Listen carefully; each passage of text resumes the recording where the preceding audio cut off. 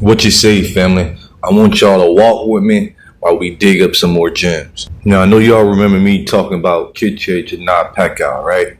If you don't, watch this and I'll be right back. He was the Ahau of the Maya City state of Palenque, and Ahau just means Lord or ruler. I'm not going to tell you his whole life story, but I am going to tell you things I found to be important for this bill.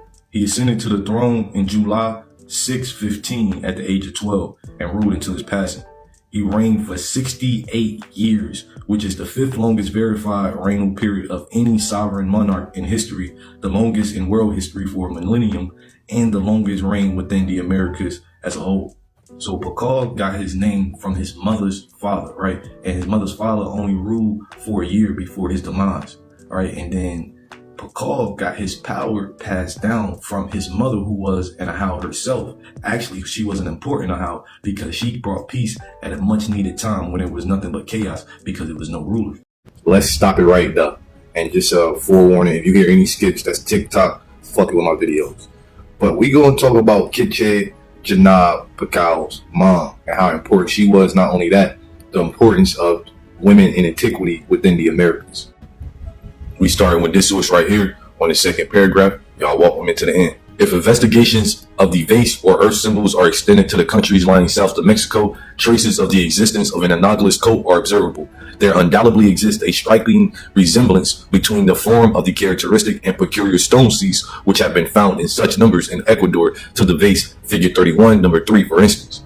The employment of these symbolic stones as a consecrated central altar or possibly as the throne of being representative of the Earth Mother would have harmonized with the native ideas which have been traced on the preceding pages. It was also extremely interesting to me to find the identical symbol in the Maya day sign Cabin, which has been identified by Dr. S and GF as a symbol of the Earth and is figured on page 99 of Dr. Britton's Primer of Mayan Hieroglyphics. In the sign Cabin, the horseshoe mark is accompanied by a series of dots which seem to indicate liquid trickling from the receptacle and permeating the soil, an idea which is strictly analogous to the much more elaborate Mexican images of the vase full of rain or earth wine, figure 1, numbers 1 and 4, and in cursive form was employed as an emblem of the Pulque or Akli lords, the priests of the earth. It is strikingly significant to find that in the Maya codices, the drops issuing from the horseshoe are sometimes figured as trickling into the mouths of divinities whose faces also exhibit images of the sacred vase analogous to that of the Mexican Atli lords. These Maya divinities have been designated by Dr. S as God El, whose face is painted black, and under whose eye a vase or vase is painted, a peculiarity termed by Maya authorities as a ornamented eye, and which may be seen in figure 33, 4-2 as God M, a second black god, whose eye is likewise enclosed in a vase or vase, and whose hieroglyph, a vase, is on a black ground, and 3 as God C, of whom I shall subsequently speak in detail.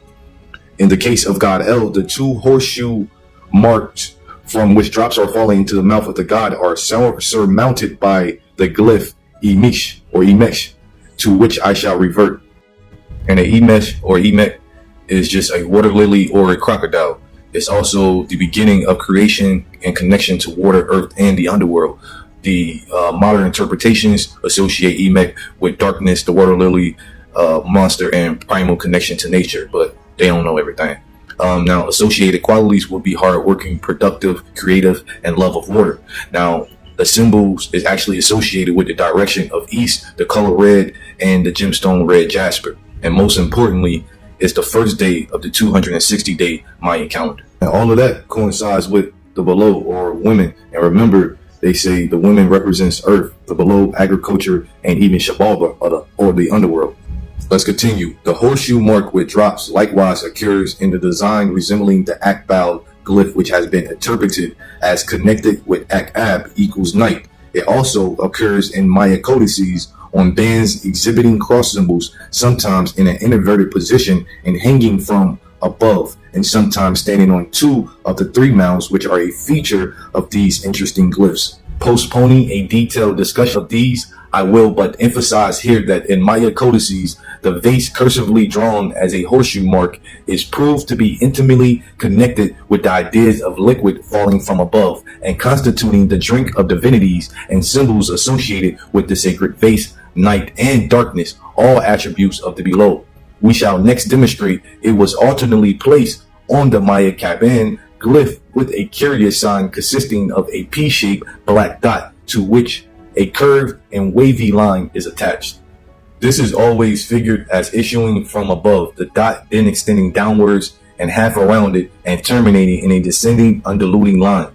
I submit the following to the consideration of Maya specialists. It seems to me that this sign presents an extremely realistic drawing of the seed of monocotyledonous plant, such as maize or Indian corn in its first stage of germination, when the radicle having issuing from the apex turns downward in characteristic fashion and penetrates into the earth.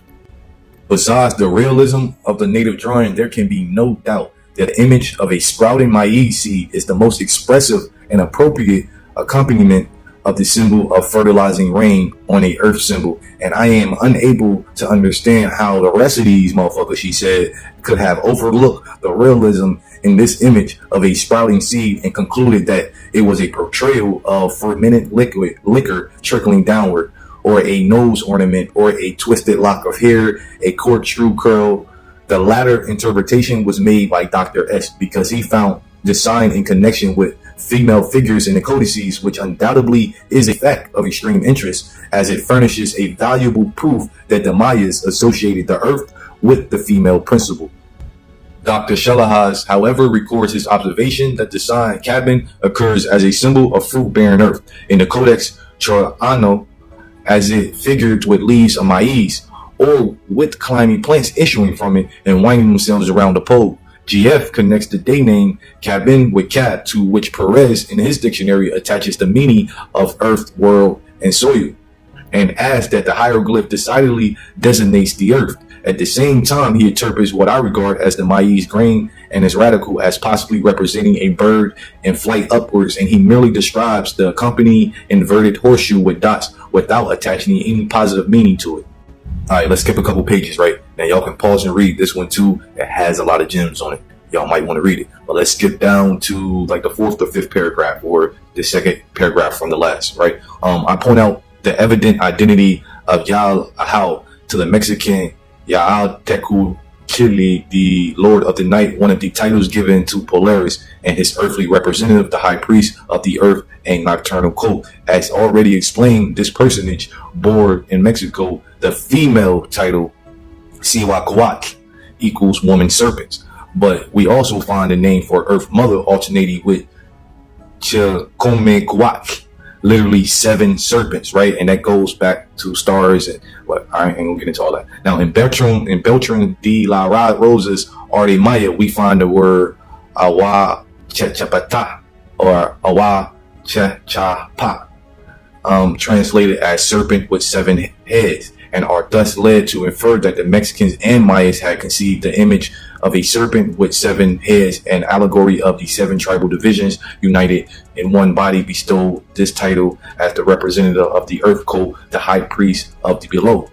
But that kind of remind me of Medusa, or maybe am I tripping? I'm probably tripping.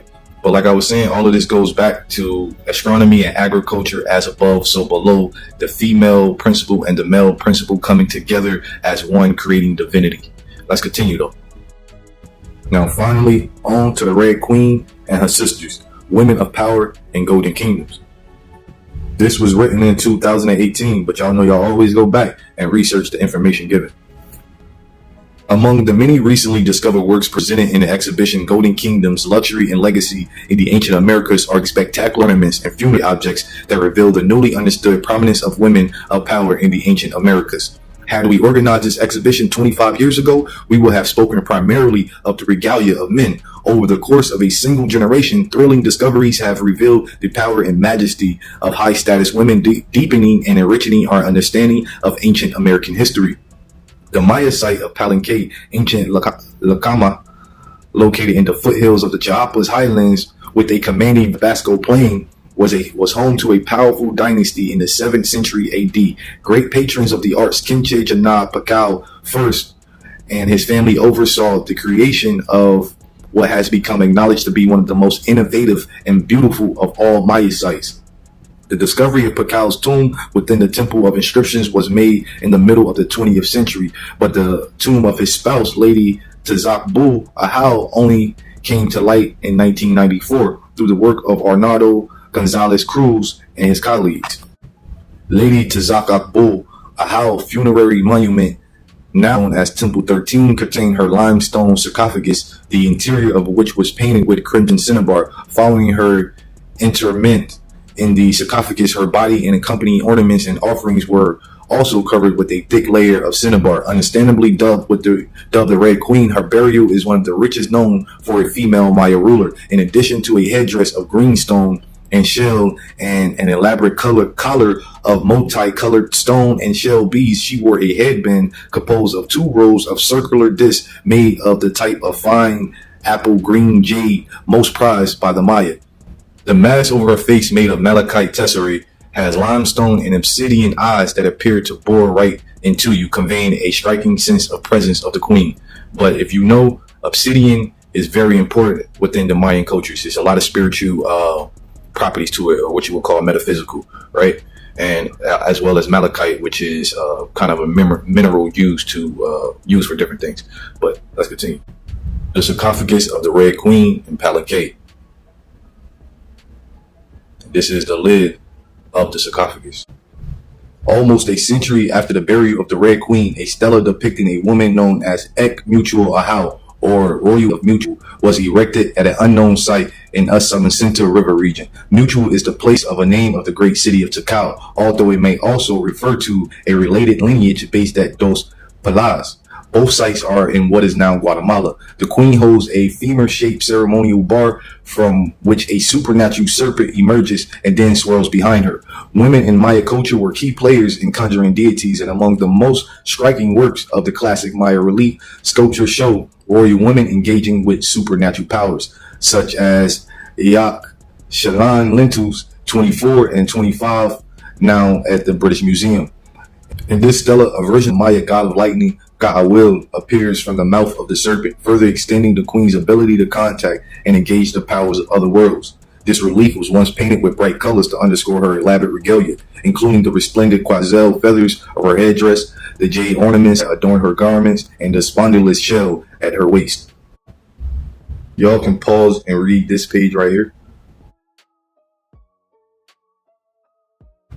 For the Andean region, the discovery of the tombs of high-status females is very new, and it is inverting our understanding of both political authority and ritual practice. In the Andes, we do not have the benefit of text, so the role of these powerful women is more ambiguous. Was the woman interred at Chornancap in the Lambayeque region of Peru's north coast a high priestess or a queen, or both?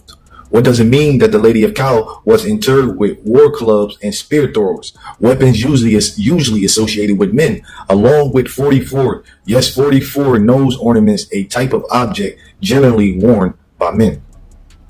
Around 400 AD, a powerful young woman reigned from a spectacular monumental at the edge of the Pacific Ocean in Peru's Chacama Valley. Named after the site where she was found, the Lady of Cal was laid to rest near the top of a brightly painted monumental pyramid platform. In 2004, archaeologist Rigolo Franco and colleagues carefully unwrapped the 26 layers of her funerary bundle, revealing exquisite textiles, weaving tools, deftly detailed ornaments, and ceremonial weapons normally associated with men.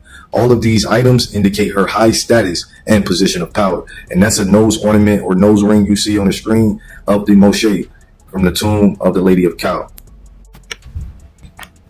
Among these splendors were the delicately rendered nose ornaments, each decorated with a unique design of geometric and zoomorphic motifs and bilateral symmetry. Made of gold and silver sheet metal carefully joined together, the nose above features a pair of crawfish laying back to back, adjoined by a dancing crab cleverly placed at the center of the elegant composition. Turquoise inlays mark the crustacean's eyes, providing further dimensionality and detail to the ornament. Now this is a gold scepter. I already showed y'all another one, a jaguar one, right? And I told y'all it meant not only power, but control of the land, agriculture, right? The most recent woman of power to come to light in the recent years is an individual known as the Priestess of Chornancap. In 2011, archaeologist Carlos Wester Torah and colleagues evacuated her tomb at what is now believed to be one of the most important political and religious centers on Peru's north coast from the 10th to the 14th centuries AD. This scepter made of gold sheep was found near her left hand, along with ornaments and funerary goods. At the top of the scepter, a figure wearing a trapezoidal headdress stands within a temple structure. Such scepters with temple motifs are rooted in a long-standing tradition on Peru's north coast, and archaeological effigies depicted within them likely symbolize an individual's political and religious power. In the 16th century, some of the first Spaniards to arrive on Peru's north coast described with some apparent surprise that women and men ruled equally.